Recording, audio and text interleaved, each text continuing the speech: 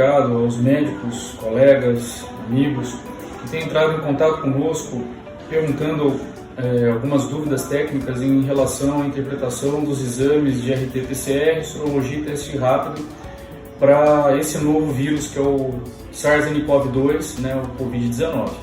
Eu sou Luiz Augusto Batista, sou farmacêutico bioquímico, sou responsável técnico pelo Lab Sul Diagnósticos em Cruzeiro do Sul, estado do Acre.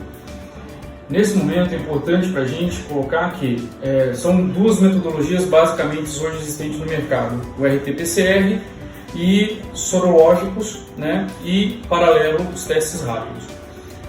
O padrão ouro é o RT-PCR. Nessa metodologia de biologia molecular vai se tentar detectar a presença de proteínas de RNA viral.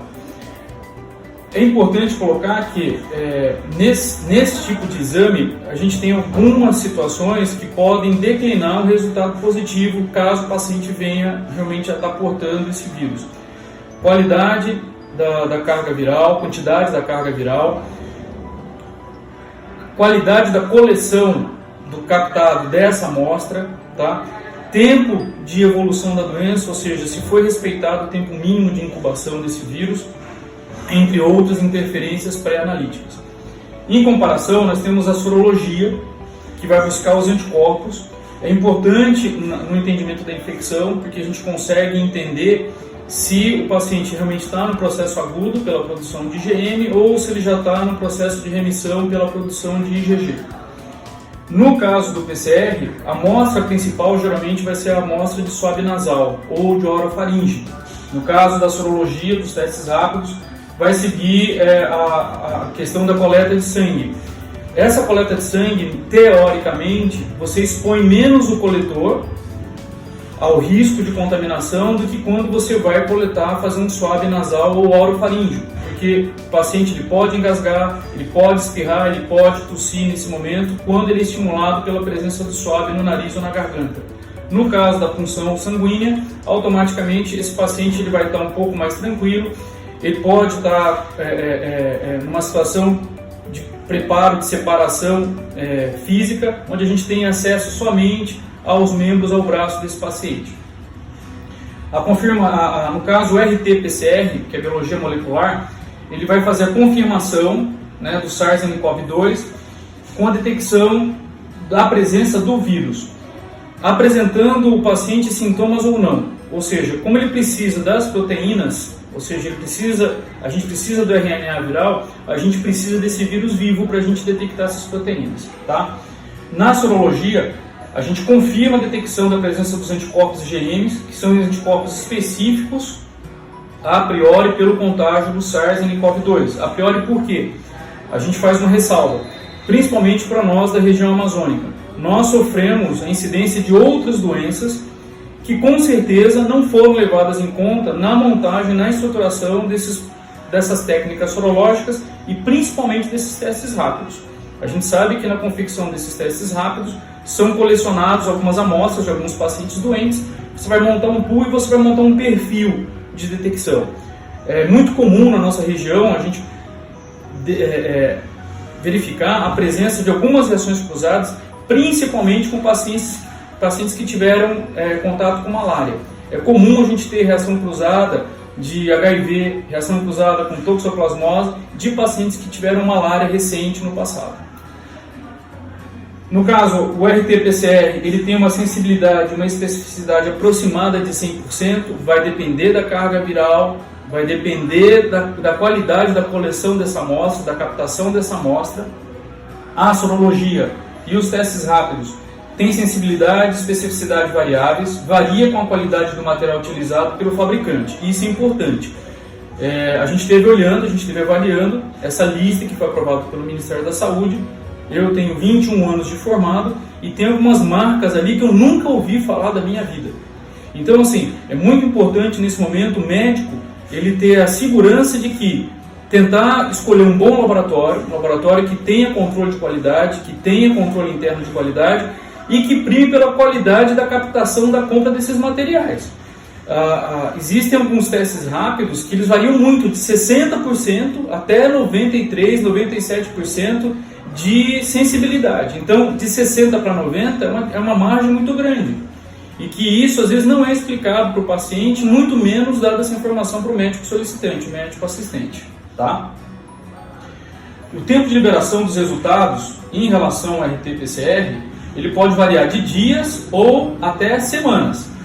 É um resultado, são exames que dependem da biologia molecular, de máquinas mais complexas, de metodologia, o RT é uma metodologia mais complexa, e automaticamente isso pode inferir no tempo maior de espera do paciente e automaticamente no tempo maior de isolamento dele, hospitalar ou domiciliar. Em relação às sorologias e os testes rápidos, o tempo de liberação pode ser em minutos ou até em poucas horas no caso das sorologias, onde a gente vai quantificar a concentração de anticorpos IgM e IgG. Tá? No caso da sorologia do teste rápido, ele vai otimizar a racionalidade do isolamento hospitalar principalmente.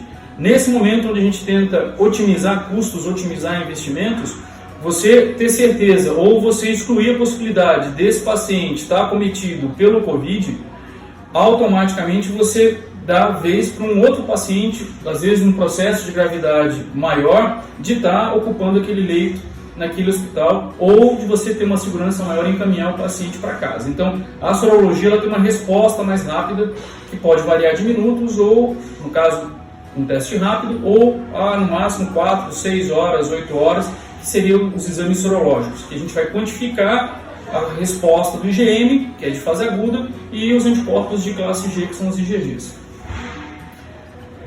Em relação a custo, é importante, o RT-PCR, que é a metodologia, o padrão ouro, né? Inclusive é o padrão ouro indicado pelo CDC norte-americano para o diagnóstico do SARS-CoV-2, né, do Covid-19, ele preconiza que o custo pode variar conforme a qualidade dos RNAs, a qualidade desse fabricante, a procedência dessas sondas e os equipamentos inseridos.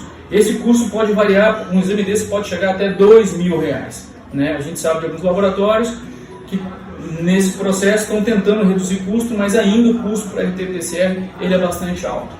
Em relação às sorologias e ao teste rápido, esse custo é bem mais acessível, ele é um custo menor, porque empreende equipamentos menos tecnológicos, né? E automaticamente você consegue, apesar de você perder um pouco em relação à sensibilidade, à especificidade, mas você otimiza muito na questão do investimento custo para o paciente. É importante a gente falar nesse momento em relação ao entendimento da detecção no caso desses dois exames, na curva de evolução da doença. Tá? Vamos entender como o tempo zero, em dias, o tempo zero, contaminação ou contágio. Os estudos mostram que você começa a detectar, né, a presença dos antígenos virais na técnica de RT-PCR a partir, geralmente, do 5º dia do início dos sintomas de um quadro gripal clássico. Tá? Nesse período, já é detectável o vírus SARS-CoV-2 nas secreções de naso e orofaringe pela técnica de PCR, ou seja, isso pode variar. Alguns estudos mostram 3 dias, 4 dias, outros estudos já estão colocando com 7, 8 dias, próximo da sorologia, mas o tempo preconizado na maioria das literaturas é que a partir do 5º dia de evolução, após o contágio, já é detectável no RT-PCR. Entre o 7º e 9º dia de evolução, o paciente ele começa a produção de IgM, que são os anticorpos de fase aguda, fase ativa da doença. Esses anticorpos IgM, no caso, os anti-IgM SARS-CoV-2, eles permanecem positivos aproximadamente até o 21º dia de evolução da doença. Então, ou seja, essas IgMs elas vão começar a ser produzidas entre o 7º e o 9º dia em média, e esse IgM vai permanecer positivo até o 21º dia de evolução. Lá pelo 10º dia de evolução, é o tempo que eles têm marcado como tempo seguro, tempo ouro, para a solicitação tanto dos exames sorológicos quantitativos, quanto para os testes rápidos. Então, o 10º dia vai ser o tempo ouro seguro para a realização dos exames sorológicos. No caso, esses testes rápidos, eles sofrem a influência de serem apenas qualitativos. Teste rápido não é quantitativo, teste rápido é qualitativo, né? E automaticamente, como a gente falou anteriormente, a sensibilidade e a especificidade é muito variável, dependendo da credibilidade e da qualidade do fabricante. A gente cita sempre a questão da qualidade do fabricante, porque você usar um produto onde você nunca ouviu falar e você colocar aquilo como padrão de referência para informação para o médico solicitante é temeroso. Então, nesse momento, o importante é você tentar adquirir, mesmo que seja com preços maiores, produtos sorológicos ou testes rápidos de fabricantes que sejam renomados, de fabricantes que tenham renome referentes à qualidade e segurança da produção desse material.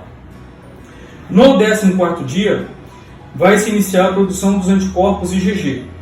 Nesse momento, a gente entende, a priori, seguindo o entendimento dos outros processos virais, se inicia, nesse momento, o processo de cura, de imunidade. Lembrando que é um vírus mutante, é um vírus novo, a gente tira por base, laboratorialmente falando, o entendimento da resposta imunológica dos outros vírus, H1N1, influenza, grupo A, influenza grupo B. Então, a partir do 14º dia, vai começar a produzir IgG, mas ainda não pode se afirmar categoricamente, tá, que esse indivíduo está imune a um novo processo infeccioso pelo SARS-CoV-2. Então, assim, nesse momento, a gente tenta passar para vocês, de uma maneira bem resumida, que o tempo ouro para a solicitação não deve ser solicitado teste rápido, né, ou exame sorológico, preferencialmente antes do 10º dia, pois o 8º dia, pelo menos antes do 8º dia, porque entre o 7º e o 9º dia você começa a produzir essa IgM.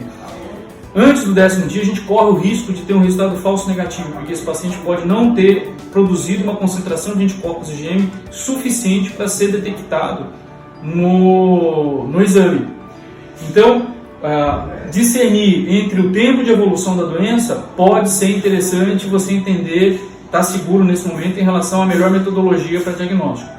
Como a demanda pelas RT-PCRs é muito grande e a gente percebe que até os grandes estados mais ricos da federação estão tendo dificuldade de realizar esses exames por RT-PCR, talvez a melhor ferramenta que nós tenhamos no momento para acompanhar a resposta do paciente e para saber se esse paciente está no momento de início de processo de cura são as sorologias quantitativas e os testes rápidos. Então fica aqui o nosso recado. O nosso telefone é o 68-3322-5298. O LabSul Diagnósticos está à disposição. Eu, Luiz Augusto, estou à disposição para tentar, junto com vocês, minimizar qualquer dúvida em relação ao procedimento desses exames. Um abraço a todos vocês, parabéns pelo trabalho que vocês vêm fazendo, e é importante a gente ressaltar nesse momento a importância do laboratório. O médico, o enfermeiro, ele tem responsabilidade fundamental nesse processo, mas eu acho que talvez como nunca o laboratório tem se mostrado presente e a gente não vai recuar junto com vocês, médicos e enfermeiros, na identificação desses pacientes e no acompanhamento desses pacientes.